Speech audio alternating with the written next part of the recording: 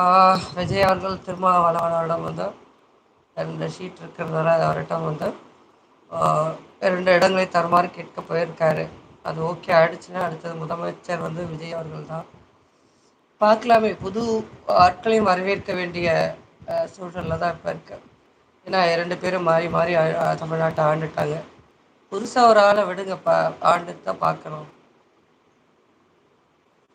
அவர விடாம, நீங்க இவ்வளோ தான் குடுக்க முடியும், நீங்க இவ்வளோ தான் செய்ய முடியும்னு அவர உட்கார வைக்கிறதுக்கு முன்னாடி 1008 ஆலோசனைகள் எதிர் தரப்புல இருந்து.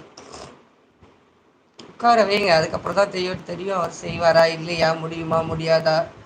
அதுலயும் வந்து சாராய கடைய வந்து தூக்குறதா சொல்லியிருக்காரு பாரு. அதுதான் ஒரு பெரிய ஹைலைட்.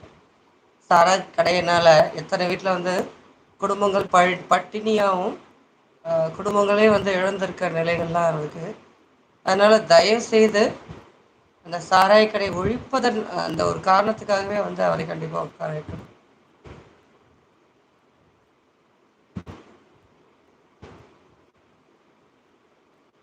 இதை தைரியமா எத்தனை பேர் சொல்லியிருப்பாங்க. சாராய கடைய ஒழிச்சிடணும் ஒழிச்சிடணும்னு வாயில தான் சொல்லிட்டு இருப்பாங்க. பார்ப்போம் இவர் செய்கிறாரா இல்லையான்றத. இவர் வந்து சொல்லி முன் வச்சிருக்க இந்த ஒரு விஷயம் வந்து பாராட்டத்தக்கது அப்படின்னு நினைக்கிறேன்.